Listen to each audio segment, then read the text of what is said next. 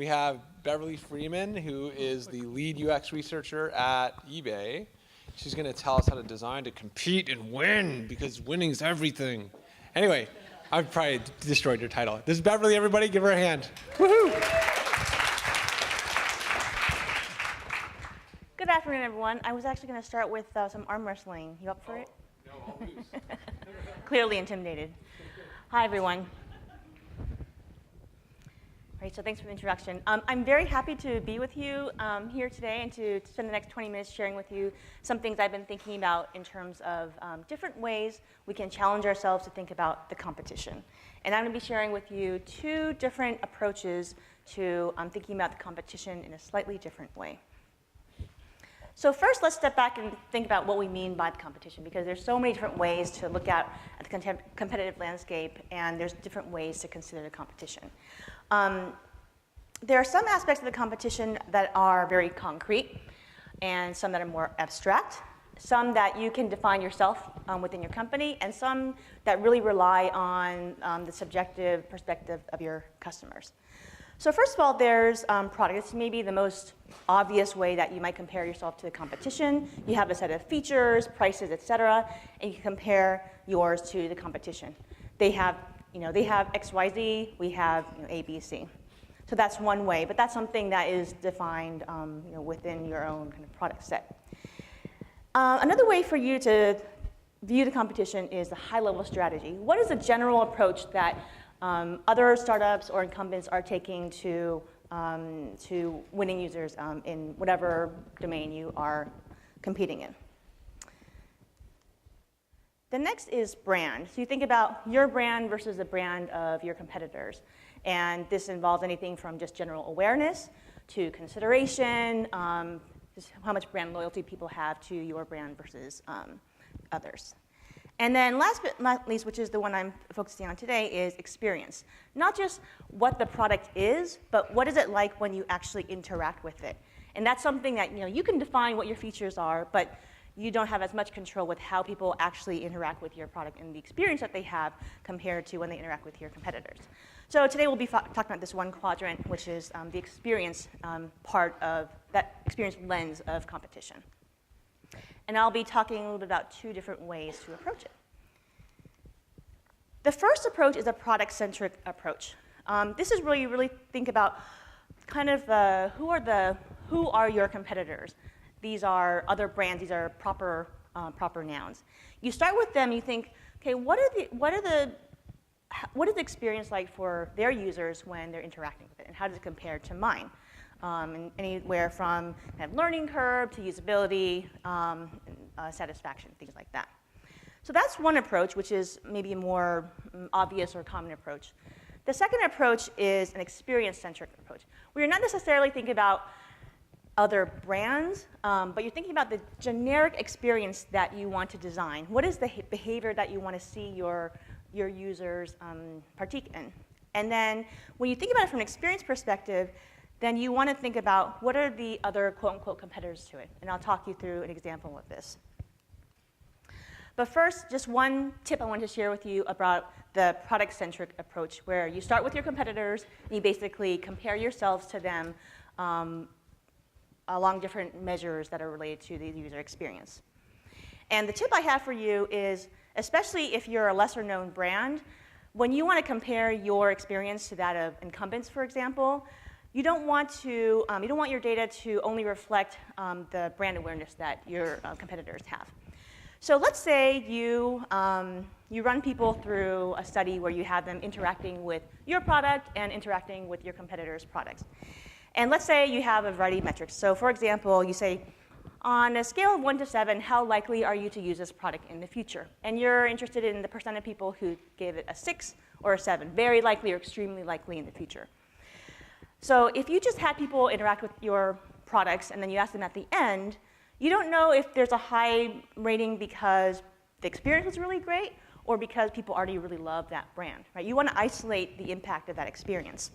So what you do is you ask the question before they interact with your product and your competitor's product, and then they do some interaction, and then you say, okay, now that you've used it, now what do you think?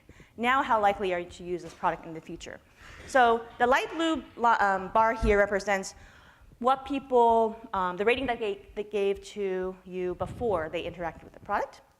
And then the dark blue bars represent the same question asked to them after they interacted. So you see here in this totally fake data, all the 3 competitors in this fake study saw a lift, right? They all saw at least a 10% lift from before they interacted to after, which means that for all of them, the experience boosted the brand perception for those various products. The problem is that they didn't do it to the same extent, right? So you see that competitor B had a 10% lift. If they just looked at their own brand in isolation, then they'd probably be kind of patting themselves on the back. Oh, 10%, not bad. Competitor A, you see it starts off very, very high, but it still has a really nice boost, even more than competitor B. So that tells you that there's even more room that you can grow, even if you already start off so strongly. And then competitor C is just a crazy, I mean, that's just a crazy off-the-charts lift you see here. What is this, 40% lift. And so what this tells you is that if you're a competitor B and you're only seeing a modest lift relative to your competitors, you need to invest in your user experience. You could invest in marketing, but it's just going to bring more people through the door to see a relatively mediocre experience. If you're competitor C, and you see that you have this huge lift from before people use your product to after, then what you really want to do is really invest in marketing because you know that's going to have a nice, handsome payoff. And if you're competitor A, potentially incumbent, then your takeaway is to watch out for competitor C. It's a matter of time. As long as they're successful in spreading the word, then they are making a better first impression than you are. So that's my one tip to share with you about the product-centric way of thinking about competition from a UX perspective. Now, this is the part that I think is more fun, is thinking about the experience-centric approach. So if the product-centric approach is thinking about who you compete with, then the experience-centric approach is thinking about what you compete with. Earlier this morning, Dan was talking about you have these ideals, and yes, I value my finances, I want to be healthy, but then there's all these environmental factors that prevent you from doing what you want to do. And so we'll be talking a little bit about some of those real-life factors. It's kind of the difference between what people will claim they will do in a focus group and what actually happens in real life when the rubber hits the road. So I'm going to use the example of IKEA. If IKEA were to think about its competitors, it would naturally think about other furniture stores. And if it thought about, okay, from an experience perspective, how do we design a furniture store that is better than our competitors? So they might think about the moment you step into the door. How easily do you get a sense of what the inventory is like? How easily can you find your way to the right part of the store? How's our customer service? How easily can you learn about the products? Those kinds of things would be what they might consider part of their core product experience of the furniture shopping experience. Now, I'd like to propose another way of thinking about the competition in terms of not just the other furniture stores, but what are the different factors that might threaten you actually going to the store and successfully making a furniture shopping trip. So in order to walk through a store, you have to get there in the first place. And if any of you have tried to visit an IKEA, say on a Saturday at 11 a.m., it's not a pleasant experience. And especially if you have a kid, not only do you have to try to find a spot, then you have to try to attempt to keep your kid alive as you navigate through the crowded parking spot. So IKEA has addressed this by offering premium, family-friendly parking, and you can park there easily, and your kid doesn't have to try to dodge multiple cars. This is an example of an upstream competitor. So again, if you think about the experience, there's all your direct competitors and how well their experience works. But I would say that in terms of the experience perspective, an upstream competitor for IKEA is something like parking. It's something that's going to prevent people from even making it into your experience in the first place. Because it's just something like a hassle that people can't be bothered with. Yeah, I'd like to go furniture shopping today, but I just don't have the energy to fight the parking lot. So there's these upstream barriers that are really part of your customer's real life situation. These are real external factors that you should consider to be your competitors as well. Other examples of brands addressing these upstream competitors. So Starbucks and other similar brands, you don't even need to find a parking spot. Just drive on through. If you're a new parent, you don't want to have to deal with taking the baby out of the car seat in the back, let the baby sleep in the back, and you can drive your way through blissful caffeination. Pinterest, an example, as with many other brands, you know that the goal of users is not to register for an account on your site, right? That's just a barrier, that's just a hassle they have to deal with to get to the good stuff. So what they did, as many brands do, is say, you know what, just sign in with your Facebook or your Gmail or whatever, and they know that they're going to just remove that one more barrier so you can get into the real stuff.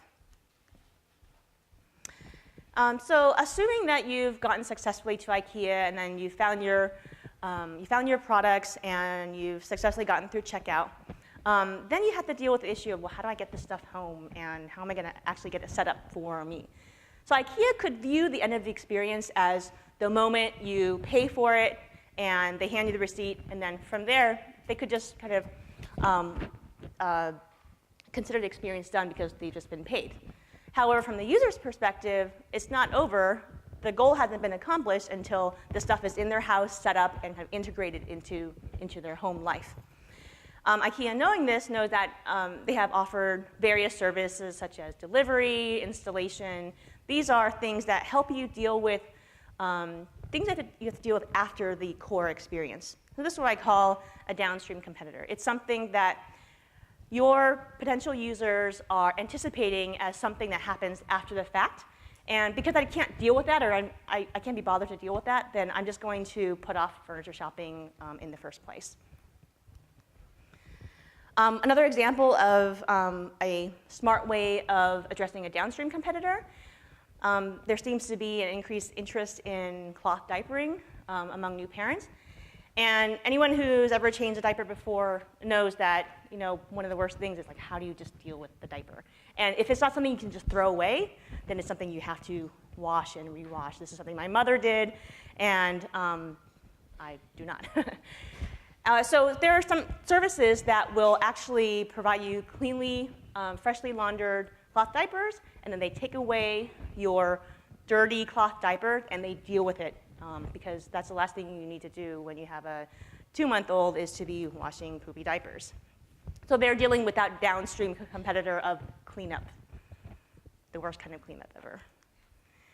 Swiffer is a really good example. When researchers studied for months and months, studied people mopping their floors in their homes, they realized that the real problem was that they would mop and get this sparkling clean floor, and then they'd have this dirty mop that they'd have to wash.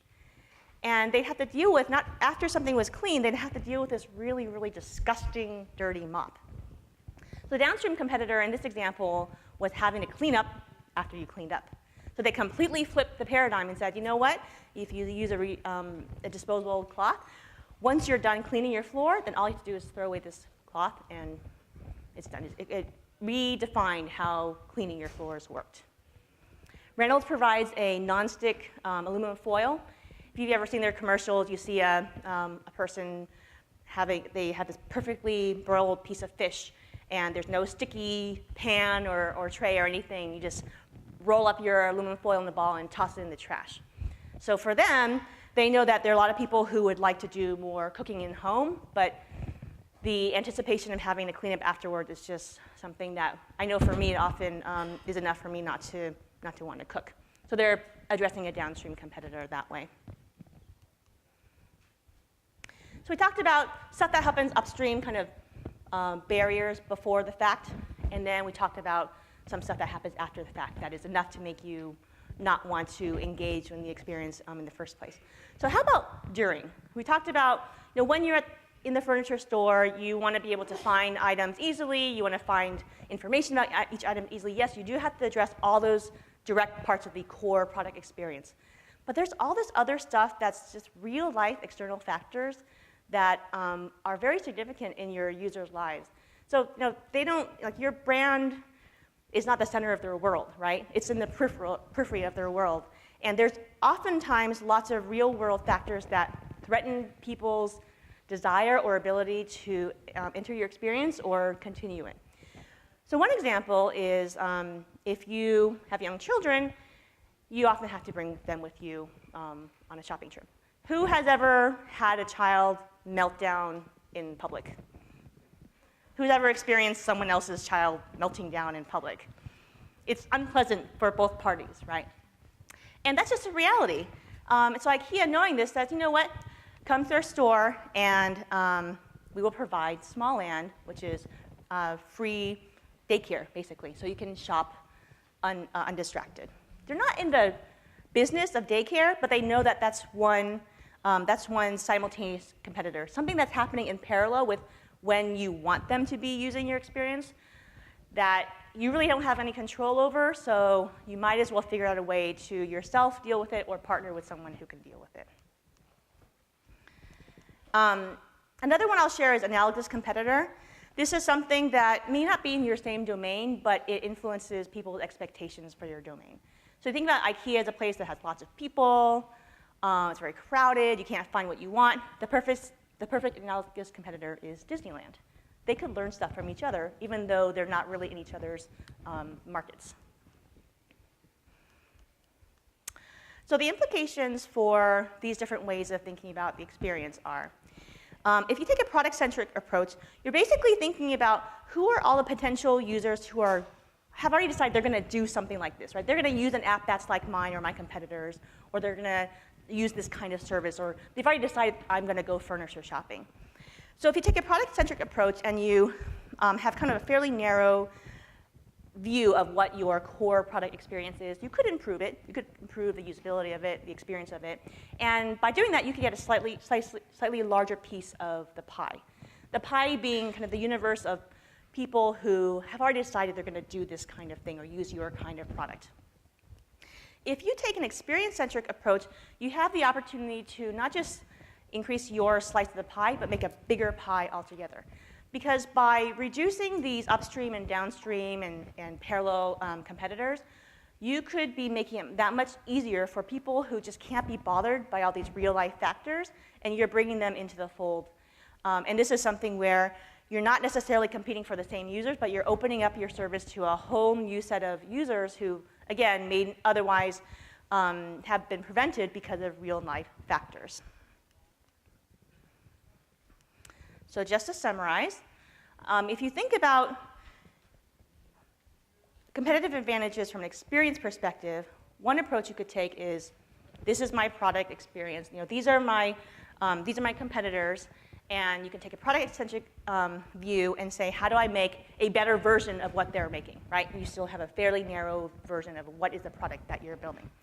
If you take an experience-centric approach and thinking about what is the just generic behavior that I want people to do with this generic kind of experience, then that opens up a whole new set of competitors that you can take advantage of. So if you're taking a product-centric approach, I would say definitely when you're doing any sort of measurement, make sure you control for brand halo effects or brand baggage effects. When you take an experience-centric approach, I would really encourage you guys to rethink the competition, especially if your direct competitors aren't thinking, like if they're saying, you know, this is what we do, and we're a software company, we're a software company. People don't use you because you're a software company, right? They use you because you bring value into their lives. So there's these other sets of competitors that could, if you address them, could actually differentiate you. The way I like to think about them is the enemy of your enemy could be your best friend.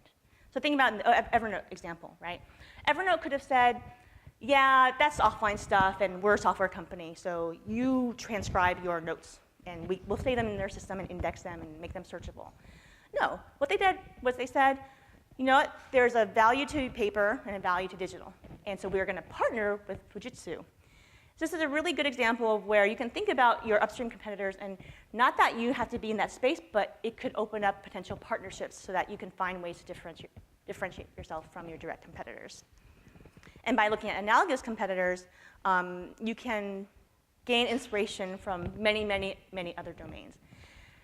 If any of your products involve search results, you'd be kidding yourself if you didn't think that you competed in a certain way with Google. because they are daily reinforcing people's expectations about how search would work. If you have a product that has any sort of list of recent activities, you're kidding yourselves if you don't think that you compete in some way with Facebook. Not that you have to be a social networking site, but these experiences that people have, they influence their expectations for these kinds of topics in general. If you have any questions or want to follow up, please contact me. Do we have time for any questions now? No questions now, so please email me. Thanks.